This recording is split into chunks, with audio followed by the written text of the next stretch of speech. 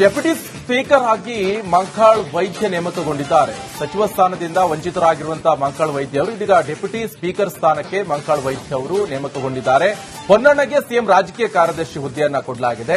Deputy speaker ಸ್ಥಾನದಿಂದ CM ರಾಜಕೀಯ ಕಾರ್ಯದರ್ಶಿ ಆಗಿ ನೇಮಕಗೊಂಡಿದ್ದಾರೆ. ಕೊನೆಗೂ ಕೂಡ ಸಚಿವರಿಗೆ ಖಾತೆ ಹಂಚಿಕೆ ಮಾಡಿದ್ದಾರೆ ಸಿಎಂ ಡಿಕೆ ಶಿವಕುಮಾರ್ ಅವರು.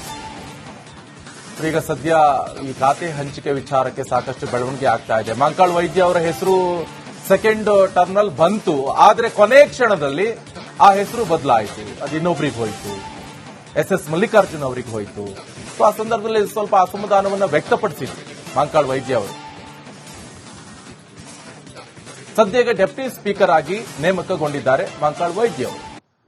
ಸಚಿವ ಸ್ಥಾನದಿಂದ ವಂಚಿತರಾಗಿದ್ರು ಇದೇ ಮಂಕಾಳ್ ವೈದ್ಯ. ಇದೀಗ ಡೆಪ್ಯೂಟಿ ಸ್ಪೀಕರ್ ಸ್ಥಾನಕ್ಕೆ ಮಂಕಾಳ್ ವೈದ್ಯ ಅವರನ್ನ ನೇಮಕ ಮಾಡಲಾಗಿದೆ. ಪೊನ್ನಣ್ಣ ಅವರಿಗೆ ಸಿಎಂ ರಾಜಕೀಯ ಕಾರ್ಯದರ್ಶಿ ಹುದ್ದೆಯನ್ನ ಈಗ ನೀಡಲಾಗಿದೆ. ಕೊನೆಗೂ ಕೂಡ ಸಚಿವರಿಗೆ ಖಾತೆ ಹಂಚಿಕೆಯನ್ನ ಮಾಡಿದ್ದಾರೆ ಸಿಎಂ ಡಿಕೆ ಶಿವಕುಮಾರ್ ಅವರು. ಕೊನೆ ಕ್ಷಣದಲ್ಲಿ ಹಲವರ ಖಾತೆ ಬದಲಾವಣೆ. ಕೊನೆಗೂ ಕೂಡ ಸಚಿವರಿಗೆ ಖಾತೆ ಹಂಚಿಕೆಯನ್ನ ಮಾಡಿದ್ರು ಸಿಎಂ. ಸಾಕಷ್ಟು ಗೊಂದಲ, ಅಸಮಾಧಾನ ಎಲ್ಲವೂ ಕೂಡ ಆಯಿತು. ಜೊತೆಗೆ ಈಗ ಕೊನೆಗೂ ಸಚಿವರಿಗೆ ಖಾತೆ ಹಂಚಿಕೆ ಮಾಡಿದ್ದಾರೆ ಅಂತ ಗೊತ್ತಾಗ್ತಾ ಇದೆ ಸಿಎಂ ಡಿಕೆ ಶಿವಕುಮಾರ್. ಕೊನೆ ಕ್ಷಣದಲ್ಲಿ ಇನ್ನೇನು ಅಧಿವೇಶನ, ಇಂಥ ಸಂದರ್ಭದಲ್ಲಿ ನಾನೊಬ್ಬನೇ ಮಾತಾಡ್ತೀನಿ ಅಂತ ಹೇಳಿದ್ರು ಫಸ್ಟ್. ಆಗತ್ತಾ ಅದಲ್ಲ?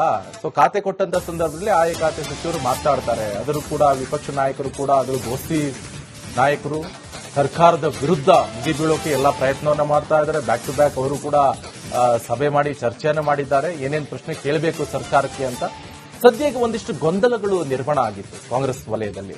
ಖಾತೆ ಹಂಚಿಕೆ ಒಂದಿಷ್ಟು ಜನ ಅಸಮಾಧಾನ, ಏನೊಂದಿಷ್ಟು ಜನ ಖಾತೆ ಕೊಟ್ಟರು ಕೂಡ ನನಗೆ ಈ ಖಾತೆ ಬೇಡ, ನನಗೆ ಬೇರೆ ಖಾತೆ ಕೊಡಿ. ಒಂದಿಷ್ಟು ಪ್ರಬಲ ಖಾತೆಗೆ ಪಟ್ಟು ಹಿಡ್ಕೊಂಡು ಕೂತ್ಕೊಂಡಿದ್ರು.